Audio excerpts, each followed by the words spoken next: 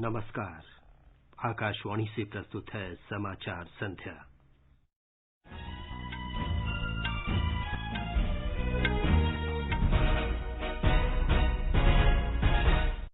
Rafale लड़ाकू विमान विधिवत रूप से भारतीय वायुसेना में शामिल। रक्षा मंत्री राजनाथ सिंह ने कहा, सेनाओं को मजबूत करने का उद्देश्य अंतर्राष्ट्रीय शांति और स्थिरता बनाए रखना है। प्रधानमंत्री नरेंद्र मोदी और जापान के प्रधानमंत्री शिंजो आबे ने भारत और जापान के बीच विशेष सामरिक और वैश्विक साझेदारी के ढांचे के अंतर्गत सहयोग की समीक्षा की। विदेश मंत्री सुब्रमण्यम जयशंकर मॉस्को में शंघाई सहयोग संगठन की बैठक के मौके पर चीन के विदेश मंत्री वांग यी से मुलाकात करेंगे। देश में कोविड से स्वस्थ होने की दर 77% से अधिक और अमेरिकी ओपन टेनिस टूर्नामेंट के महिला सिंगल्स सेमीफाइनल में सेरेना विलियम्स का मुकाबला बेलारूस की विक्टोरिया अजारेंका से। समाचार संध्या में रवि कपूर के साथ मैं विमलेंदु पांडे। रफाल लड़ाकू विमान को आज अंबाला के वायुसेना केंद्र में आयोजित एक समारोह में विधिवत रूप से भारतीय सेना में शामिल कर लिया गया। इसके लिए विशेष रूप से आयोजित समारोह में रक्षा मंत्री राजनाथ सिंह और फ्रांस के रक्षा मंत्री फ्लोरेंस पार्ली भी उपस्थित थे। इस अवसर पर रक्षा मंत्री ने कहा कि इन विमानों को भारतीय वायुसेना में शामिल किया जाना एक अत्यंत महत्वपूर्ण और ऐतिहासिक क्षण है। उन्होंने कहा कि रफाल विमानों की खरीद के फैसले ने हमारी राष्ट्रीय सुरक्षा की दिशा ही बदल दी। फ्रांस के साथ राफेल डील भारत की नेशनल सिक्योरिटी में एक गेम चेंजर है। इसका लॉन्ग रेंज ऑपरेशन, अपने वजन के बराबर आर्मामेंट और एडिशनल फ्यूल कैरी करने की कैपेसिटी, शॉर्ट लैंडिंग ग्राउंड से ऑपरेट करने की एबिलिटी, हाई स्पीड जैसी खूबियां इसे दुनिया के बेस्ट एयरक्राफ्ट में से एक बनाती हैं। श्री सिंह ने देश की संप्रभुता और क्षेत्रीय अखंडता के मुद्दे पर कोई भी समझौता न करने का संकल्प दोहराया। उन्होंने ये भी कहा कि सेनाओं को सुदृढ़ करने का उद्देश्य अंतर्राष्ट्रीय शांति और स्थिरता बनाए रखना है। रक्षा मंत्री ने कहा कि भारत ऐसा कोई भी कदम नहीं उठाना चाहता जिससे अंतर्राष्ट्रीय शांति खतरे में पड़े। श्री सिंह ने कहा कि राफाल को भारतीय वायुसेना में शामिल किया जाना भारत और फ्रांस के बीच घनिष्ठ सामरिक संबंधों को भी दर्शाता है। दोनों देशों ने कई क्षेत्रों में सहयोग के जरिए रक्षा साझेदारी बढ़ाई है। टेक्नोलॉजी हस्तांतरण के समझौते के तहत मझगांव गोदी में 6 स्कॉर्पियन पनडुब्बी बनाई जा रही हैं। इस साझेदारी के तहत पहली पनडुब्बी आईएनएस कावेरी का 2017 में जलावतरण किया जा चुका है। रक्षा मंत्री ने देश में रक्षा उत्पादन के क्षेत्र में फ्रांस के निवेश पर भी जोर दिया। उन्होंने कहा कि प्रधानमंत्री नरेंद्र मोदी के आत्मनिर्भर भारत अभियान के तहत कई नीतिगत सुधार किए गए हैं और सामरिक साझेदारी मॉडल के अंतर्गत रक्षा उपकरणों का निर्माण किया जा रहा है। उन्होंने कहा कि स्वतः स्वीकृति के जरिए प्रत्यक्ष विदेशी निवेश 74% तक बढ़ा दिया गया है। इसके अलावा उत्तर प्रदेश और तमिलनाडु में 2 रक्षा गलियारे स्थापित किए जा रहे हैं। भारत और जापान ने भारतीय सशस्त्र बल और जापान के आत्मरक्षा बल के बीच आपूर्ति और सेवाओं के प्रावधान से संबंधित आदान प्रदान के समझौते पर हस्ताक्षर किए हैं। नई दिल्ली में रक्षा सचिव डॉक्टर अजय कुमार और जापान के राजदूत सुजुकी सातोशी ने इस पर हस्ताक्षर किए।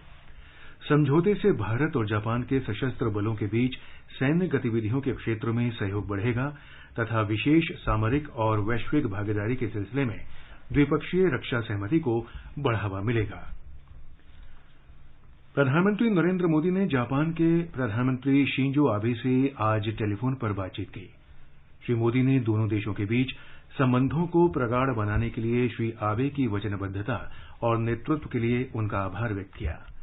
दोनों देशों के बीच आपसी विश्वास और मित्रता की पुष्टि करते हुए दोनों नेताओं ने एक दूसरे के देश की यात्राओं के दौरान अपने साझा अनुभवों को याद किया। दोनों नेताओं ने भारत जापान विशेष सामरिक और वैश्विक साझेदारी के ढांचे के अंतर्गत मुंबई अहमदाबाद बुलेट ट्रेन परियोजना सहित विभिन्न सहयोग कार्यक्रमों की प्रगति की समीक्षा की। वे इस बात पर भी सहमत हुए कि भारत और जापान के बीच मजबूत तथा चिरस्थायी साझेदारी कोविड महामारी के बाद के दौर में वैश्विक समुदाय के लिए नया मार्ग तैयार करने में महत्वपूर्ण भूमिका निभाएगी। दोनों नेताओं ने भारतीय सशस्त्र सेनाओं और जापान की आत्मरक्षा बल द्वारा एक दूसरे को विभिन्न वस्तुओं और सेवाओं की आपूर्ति के समझौते पर हस्ताक्षर किए जाने का स्वागत किया।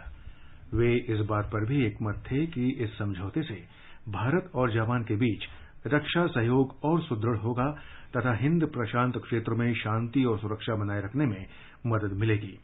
श्री मोदी और श्री आबे ने कोविड महामारी के दौर में अपने अपने नागरिकों को एक दूसरे देश की सरकारों द्वारा सहायता उपलब्ध कराए जाने की सराहना की और वे इस बात पर भी सहमत थे कि भारत और जापान के नागरिकों के बीच मजबूत व्यक्तिगत संबंध बनाए रखने के लिए ऐसे प्रयास जरूरी हैं।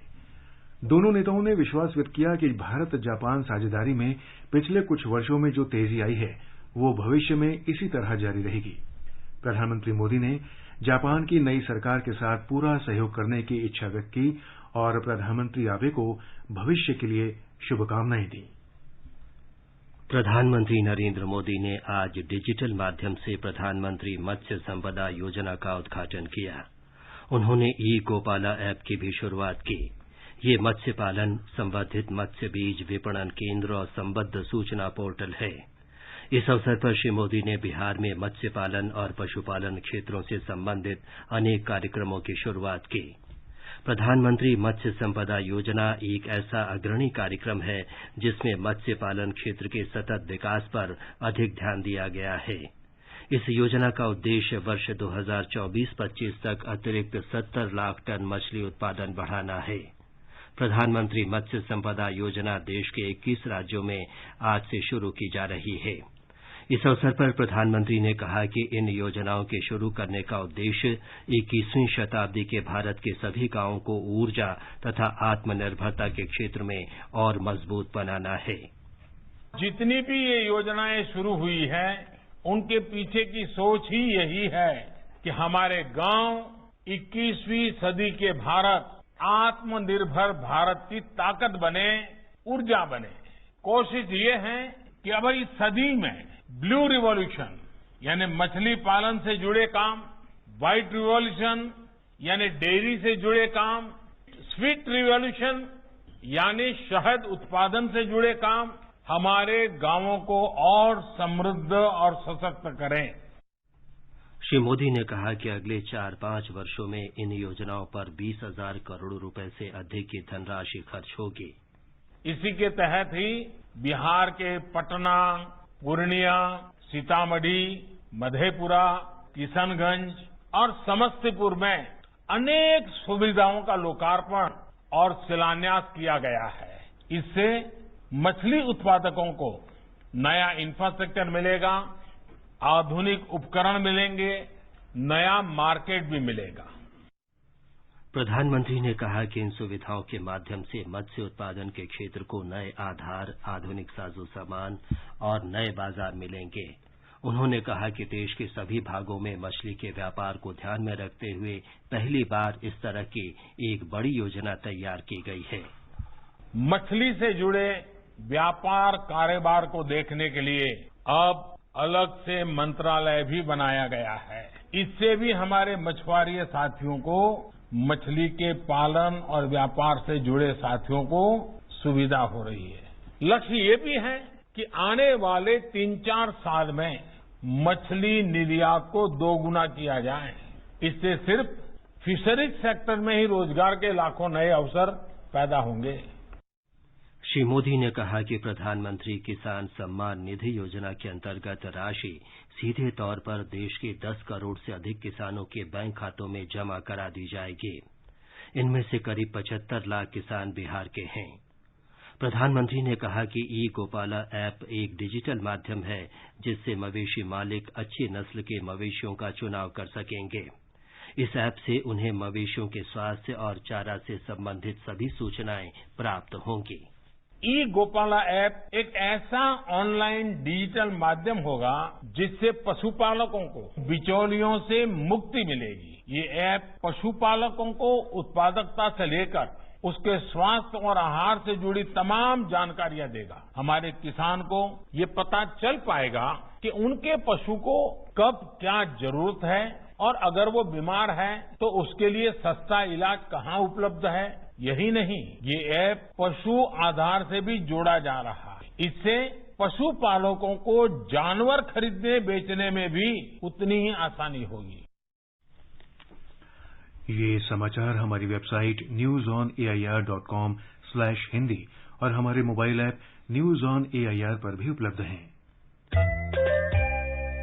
एक सुनहरा भारत, नया भारत, तरक्की की राह पर लगातार आगे बढ़ता भारत। चाहे जल हो, आकाश या बर्फीली चोटियां, अपनी सीमाओं की दिन रात डटकर चौकसी करता भारत। गांव-गांव बिजली पानी पहुंचाता, स्कूल, अस्पताल, सड़कों का निर्माण करता भारत। सफलता की ऊंचाइयां चूमता, तकनीक के नए नए कीर्तिमान स्थापित करता भारत। विश्व स्तरीय इंजीनियर्स, डॉक्टर्स और उद्यमियों की फसल उगाता भारत। इस उज्जवल आत्मनिर्भरता की ओर बढ़ते भारत की तरक्की को पोषित करते हैं आप अपने एडवांस टैक्स द्वारा। अपने एडवांस टैक्स की दूसरी किश्त 15 सितंबर तक जमा करें। देश की प्रगति की राह को मजबूत करें। प्रत्येक आयकरदाता एक राष्ट्र निर्माता।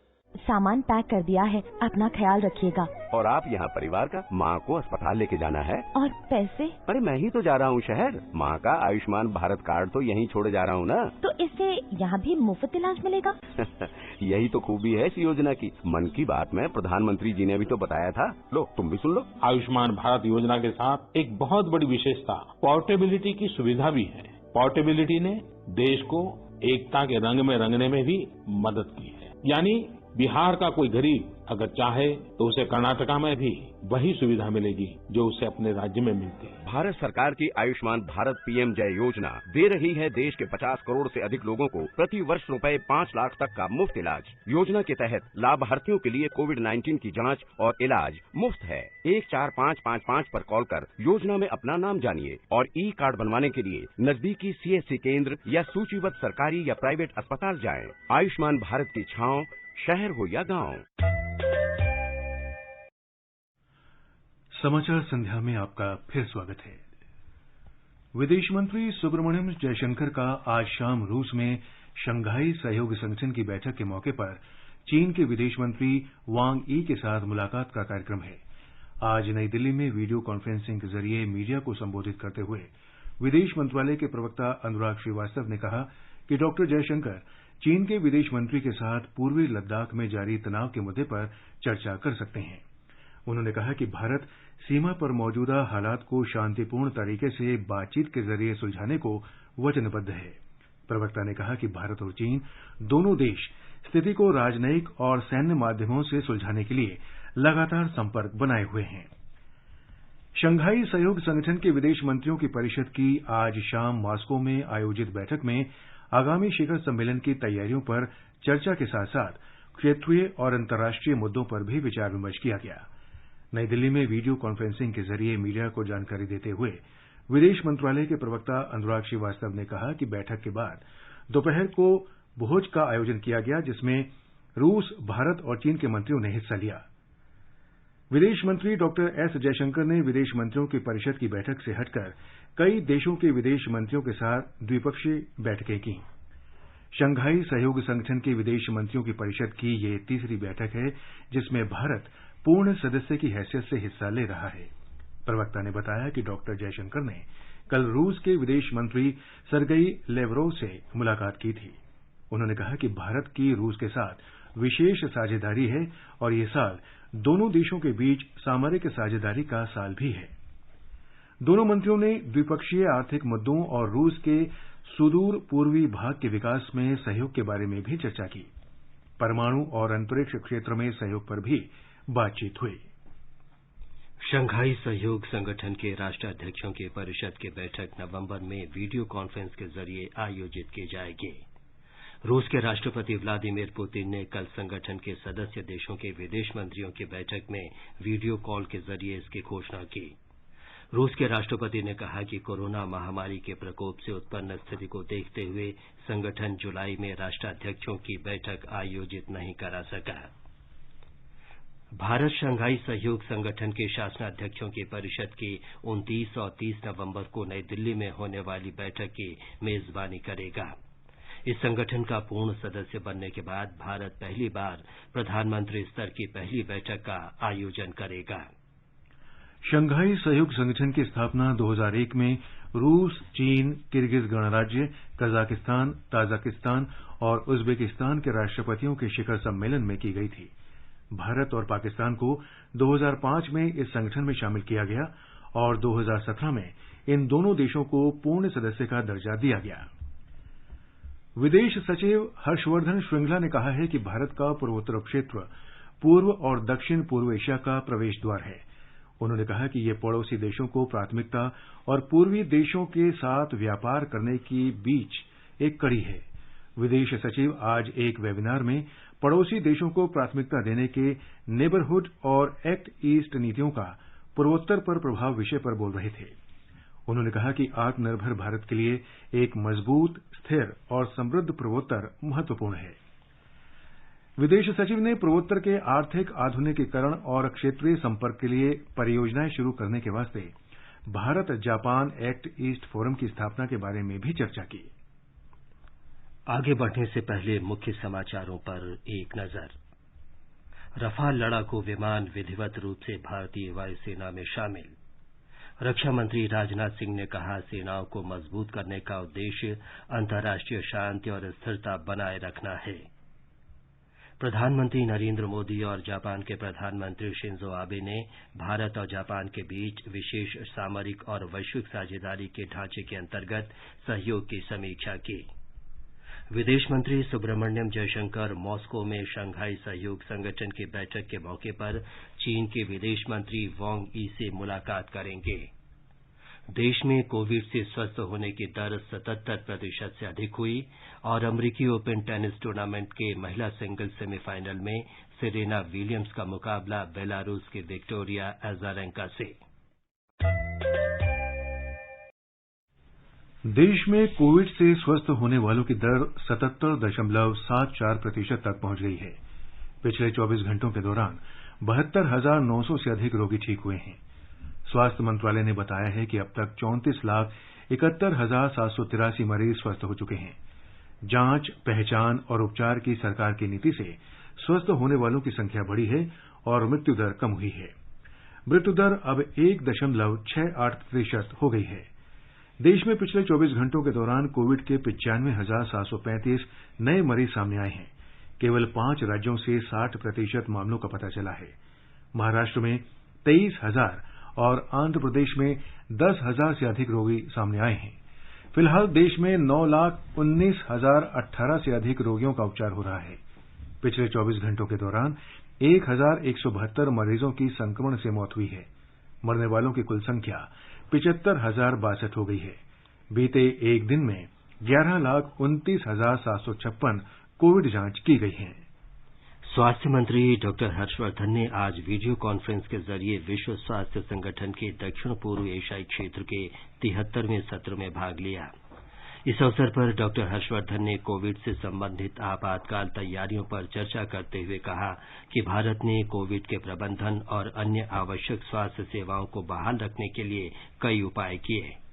डॉक्टर हर्षवर्धन ने भारत में कोरोना पर काबू पाने के लिए सरकार के उपायों के बारे में विस्तार से जानकारी दी। देश में कोविड को कंट्रोल करने के लिए दुनिया के बाकी देशों से बेहतर प्रदर्शन करने की कोशिश की और इमरजेंसी सिचुएशन में कैसे अपनी हेल्थ इंफ्रास्ट्रक्चर को, डायग्नोस्टिक फैसिलिटीज को और जो भी इस प्रकार के मेडिकल इक्विपमेंट्स इत्यादि का कोविड को हैंडल करने के लिए आवश्यकता थी, उनको कैसे हमने अपनी फैसिलिटीज को सबको विकसित किया, देश को आत्मनिर्भर किया। कर्नाटक के मुख्यमंत्री बीएस येदियुरप्पा ने जिला प्रशासन को कोविड की जांच बढ़ाने और संदिग्ध लोगों का पता लगाने का निर्देश दिया है। सभी जिलों के उपायुक्तों और मुख्य कार्यकारी अधिकारियों को आज वीडियो कॉन्फ्रेंसिंग के जरिए संबोधित करते हुए मुख्यमंत्री ने कहा कि कोरोना महामारी से निपटने के लिए जिला प्रशासन को ठोस कदम उठाने चाहिए। उन्होंने बताया कि आगामी 2 दिनों में 900 विशेषज्ञ डॉक्टर जिलों में तैनात किए जाएंगे। केंद्र शासित प्रदेश पुद्दुचेरी में कोविड से स्वस्थ होने की दर 72.23% है, जबकि मृत्यु दर 1.90% है। आज हुई जांच में 452 लोगों में कोरोना संक्रमण की पुष्टि हुई। प्रदेश में कोरोना के सक्रिय मामलों की संख्या 4794 है। आकाशवाणी से प्रसारित होने वाली विशेषज्ञ सलाह श्रृंखला के अंतर्गत हम आपको कोविड-19 के बारे में जाने माने चिकित्सा विशेषज्ञों की राय से अवगत कराते हैं। आकाशवाणी से बातचीत में नई दिल्ली के अखिल भारतीय आयुर्विज्ञान संस्थान एम्स के निदेशक डॉक्टर रणदीप गुलेरिया ने लोगों को सुरक्षित दूरी का कड़ाई से पालन करने और स्वच्छता की सलाह दी। Regular hand washing should be done. You should avoid going to crowded places because if someone in the crowd is coughing and has the infection, he can spread to others. Then if any member in your family has fever, cough, cold, he should stay at home and avoid going out so that he doesn't spread the infection to other people in the community. Tata मौलिक अनुसंधान संस्थान TIFR के वैज्ञानिकों ने भारतीय विज्ञान संस्थान के वैज्ञानिकों के साथ मिलकर मुंबई में कोविड महामारी के संक्रमण की रफ्तार के विश्लेषण के लिए सिमुलेशन मॉडल विकसित किया है। इस मॉडल के आधार पर लगाए गए अनुमानों के अनुसार मुंबई में इस साल दिसंबर या अगले साल जनवरी तक लोगों में महामारी के लिए सामूहिक प्रतिरोध क्षमता उत्पन्न हो जाएगी। एक रिपोर्ट। TIFR वैज्ञानिकों द्वारा कोविड-19 पर गणितीय अध्ययन के अनुसार सिमुलेशन मॉडल द्वारा इस संक्रमण के प्रसार के बारे में काफी सटीक बातें सामने आई है। TIFR के गणित विभाग के डॉक्टर संदीप जुनेजा ने आकाशवाणी को बताया कि मुंबई में जून और जुलाई के महीने की तुलना में अगस्त के बाद कोविड-19 के कारण होने वाले मृत्यु की दर में कमी आई है। उन्होंने कहा कि आने वाले समय में मुंबई के लोगों में हर्ड इम्यूनिटी विकसित हो सकती है, जिसके कारण जनवरी-फरवरी 2021 और उसके बाद कोविड-19 के अधिक मामले सामने नहीं आएंगे। यह एक ऐसा चरण होगा जहां बड़ी मात्रा में लोग संक्रमित नहीं होंगे। उन्होंने ये भी बताया कि मरीजों के एक बार कोविड-19 संक्रमित होने के बाद दोबारा कोविड-19 संक्रमित होने की संभावना भी कम ही रहेगी। कुणाल शिंदे, आकाशवाणी समाचार, मुंबई। गांधीवादी दर्शन पर हमारी श्रृंखला में आज हम आपके लिए एक रिपोर्ट लाए हैं कि किस तरह से गांधी जी ने महिलाओं को स्वतंत्रता आंदोलन में सक्रिय रूप से शामिल होने के आह्वान से उनके जीवन को अत्यधिक प्रभावित किया और उनके दृष्टिकोण को बदल दिया। महात्मा गांधी के आह्वान पर और स्वराज के लक्ष्य को प्राप्त करने के लिए महिलाएं रीति रिवाजों को पीछे छोड़कर और घर की चार दीवारी लांघकर स्वतंत्रता आंदोलन में कूद गईं और जेल भी गईं। महात्मा गांधी का दिया अहिंसा के मंत्र को महिलाओं ने बखूबी निभाया। महात्मा गांधी ने महिलाओं को आजादी के आंदोलन से जोड़ा और सार्वजनिक जीवन में उनकी भागीदारी सुनिश्चित की। अनुपम मिश्र, आकाशवाणी समाचार, दिल्ली। एक भारत श्रेष्ठ भारत योजना के अंतर्गत गोवा राज्य को झारखंड के साथ जोड़ा गया है। दोनों राज्यों के बीच सांस्कृतिक गतिविधियों का आदान प्रदान हो रहा है।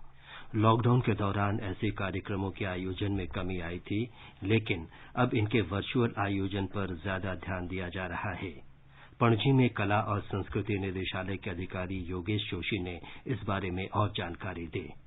गोवा और झारखंड के बीच बहुत सारे आदान प्रदान प्रकल्प शुरू हैं। अनुवाद परियोजना की शुरुआत हो चुकी है। डॉक्टर सोनिया शिरसाट और जीलू गांवकर द्वारा गोवा में कोंकणी में झारखंडी साहित्य का अनुवाद किया जा रहा है। साथ ही कोंकणी साहित्य का उनके राज्य में झारखंडी भाषा में अनुवाद किया जा रहा है। अधिक परियोजनाएं प्रक्रिया में हैं और जल्द ही महामारी की तीव्रता खत्म होने के बाद शुरू की जाएंगी। इन परियोजनाओं में गोवा और झारखंड के बीच पर्यटन और खेल के क्षेत्र में सहयोग शामिल है। हाल ही में इन दोनों राज्यों के बीच एक वेबिनार आयोजित किया गया, जिसमें दोनों राज्यों के विशेषज्ञों ने भाग लिया।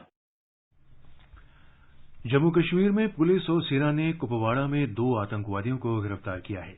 पुलिस को जैश ए मोहम्मद के इन दोनों के आतंकवादी वारदात करने और अपने गिरोह के लिए नौजवानों की भर्ती करने के मकसद से कुपवाड़ा पहुंचने का सुराग मिला था। सुराग के आधार पर कुपवाड़ा पुलिस ने सेना की मदद से जिले में नाकेबंदी करके दुर्गमुल्ला में एफसीआई के गोदाम के पास एक कार से इन आतंकवादियों को गिरफ्तार किया। केंद्र शासित प्रदेश जम्मू कश्मीर में शिकायत निवारण प्रणाली के बारे में लोगों की व्यापक प्रतिक्रिया मिल रही है। ऐसा वर्तमान शिकायतों के निपटारे के लिए बनाई गई सबसे अच्छी व्यवस्था के कारण संभव हुआ है। ये जानकारी उपराज्यपाल के सलाहकार फारूक खान ने आज श्रीनगर में आयोजित साप्ताहिक जनसुनवाई कार्यक्रम के दौरान विभिन्न शिष्टमंडलों से बातचीत में दी।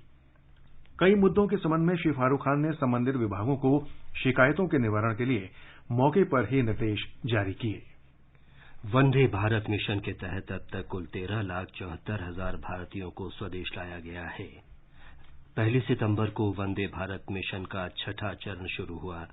मीडिया से बातचीत में विदेश मंत्रालय के प्रवक्ता अनुराग श्रीवास्तव ने बताया कि इस महीने के दौरान 1007 अंतर्राष्ट्रीय उड़ानें संचालित होंगी। उन्होंने कहा कि 2 लाख से अधिक लोगों को भारत वापस लाए जाने की उम्मीद है। ये समाचार हमारी वेबसाइट newsonair.com/hindi और हमारे mobile app news on AIR पर भी उपलब्ध हैं। सामान पैक कर दिया है, अपना ख्याल रखिएगा। और आप यहाँ परिवार का, माँ को अस्पताल लेके जाना है। और पैसे? अरे मैं ही तो जा रहा हूँ शहर। माँ का आयुष्मान भारत कार्ड तो यहीं छोड़े जा रहा हूँ ना। तो इससे यहाँ भी मुफ्त इलाज मिलेगा? यही तो खूबी है इस योजना की। मन की बात में प्रधानमंत्री जी ने भी तो बताया था। लो तुम भी सुन लो। आयुष्मान भारत योजना के साथ एक बहुत बड़ी विशेषता पोर्टेबिलिटी की सुविधा भी है। पोर्टेबिलिटी ने देश को एकता के रंग में रंगने में भी मदद की है। यानी बिहार का कोई गरीब अगर चाहे तो उसे कर्नाटका में भी वही सुविधा मिलेगी जो उसे अपने राज्य में मिलती है। भारत सरकार की आयुष्मान भारत PM जय योजना दे रही है देश के 50 करोड़ से अधिक लोगों को प्रति वर्ष रुपए 5 लाख तक का मुफ्त इलाज। योजना के तहत लाभार्थियों के लिए कोविड-19 की जांच और इलाज मुफ्त है। 14555 पर कॉल कर योजना में अपना नाम जानिए और E-कार्ड बनवाने के लिए नजदीकी CSC केंद्र या सूचीबद्ध सरकारी या प्राइवेट अस्पताल जाएं। आयुष्मान भारत की छांव शहर हो या गांव। ये आकाशवाणी है। अमेरिकी ओपन टेनिस टूर्नामेंट के महिला सिंगल सेमीफाइनल में अमेरिका की सेरेना विलियम्स का सामना बेलारूस की विक्टोरिया अजारेंका से होगा। महिला सिंगल्स के दूसरे सेमीफाइनल में चौथी वरीयता प्राप्त जापान की नाओमी ओसाका का सामना अमेरिका की जेनिफर ब्रॉडी से होगा। पुरुष सिंगल्स क्वार्टर फाइनल में दूसरी वरीयता प्राप्त ऑस्ट्रिया के डोमिनिक थीम ने ऑस्ट्रेलिया के एलेक्स डी मिनोर को हराकर सेमीफाइनल में जगह बनाई। और अब एक नजर कल के मौसम पूर्वानुमान पर। राष्ट्रीय राजधानी दिल्ली में आमतौर पर आसमान साफ रहेगा। न्यूनतम तापमान 25 और अधिकतम 35 डिग्री सेल्सियस के आसपास रहने का अनुमान है। मुंबई में आमतौर पर बादल छाए रहने और हल्की बारिश होने की संभावना है। न्यूनतम तापमान 27 और अधिकतम 34 डिग्री सेल्सियस के आसपास बना रहेगा। चेन्नई में भी सामान्य तौर पर बादल छाए रहेंगे। तापमान 25 और 33 डिग्री सेल्सियस के बीच रहने के आसार हैं। कोलकाता में कुछ स्थानों पर सामान्य बारिश हो सकती है। तापमान 28 और 34 डिग्री सेल्सियस के बीच रहने का अनुमान है। गुवाहाटी में न्यूनतम तापमान 26 और अधिकतम 33 डिग्री सेल्सियस के आसपास बने रहने के आसार हैं। केंद्र शासित प्रदेश जम्मू कश्मीर के जम्मू में न्यूनतम तापमान 24 डिग्री जबकि अधिकतम 35 डिग्री सेल्सियस के आसपास रह सकता है। शहर में आसमान साफ रहेगा। श्रीनगर में न्यूनतम तापमान 13 जबकि अधिकतम 31 डिग्री सेल्सियस रह सकता है। शहर में आमतौर पर आसमान साफ रहेगा। लद्दाख में भी आमतौर पर आसमान साफ रहेगा। तापमान 9 और 28 डिग्री सेल्सियस के बीच रहने का अनुमान है। गिलगित में तापमान 15 से 33 डिग्री सेल्सियस के बीच रहेगा। यहाँ भी आसमान साफ रहने के आसार हैं। मुजफ्फराबाद में भी आसमान साफ रह सकता है। तापमान 20 और 35 डिग्री सेल्सियस के बीच रहने का अनुमान है। समाचार कक्ष से दीपिका शर्मा। प्रधानमंत्री नरेंद्र मोदी मध्य प्रदेश में प्रधानमंत्री ग्रामीण आवास योजना के अंतर्गत बनाए गए 2.25 लाख मकानों के शनिवार को उद्घाटन और गृह प्रवेश के कार्यक्रम में वीडियो कॉन्फ्रेंसिंग के जरिए भाग लेंगे। इस अवसर पर मध्य प्रदेश के मुख्यमंत्री भी उपस्थित रहेंगे। दूरदर्शन समाचार पर इस कार्यक्रम का सीधा प्रसारण किया जाएगा। अंत में मुख्य समाचार एक बार फिर। रफाल लड़ाकू विमान विधिवत रूप से भारतीय वायुसेना में शामिल। रक्षा मंत्री राजनाथ सिंह ने कहा, सेनाओं को मजबूत करने का उद्देश्य अंतर्राष्ट्रीय शांति और स्थिरता बनाए रखना है। प्रधानमंत्री नरेंद्र मोदी और जापान के प्रधानमंत्री शिंजो आबे ने भारत और जापान के बीच विशेष सामरिक और वैश्विक साझेदारी के ढांचे के अंतर्गत सहयोग की समीक्षा की। विदेश मंत्री सुब्रमण्यम जयशंकर मॉस्को में शंघाई सहयोग संगठन की बैठक के मौके पर चीन के विदेश मंत्री वांग यी से मुलाकात करेंगे। देश में कोविड से स्वस्थ होने की दर 77% से अधिक हुई और अमेरिकी ओपन टेनिस टूर्नामेंट के महिला सिंगल्स सेमीफाइनल में सेरेना विलियम्स का मुकाबला बेलारूस की विक्टोरिया अजारेंका से होगा। इसके साथ ही समाचार संध्या का ये अंक समाप्त हुआ। नमस्कार।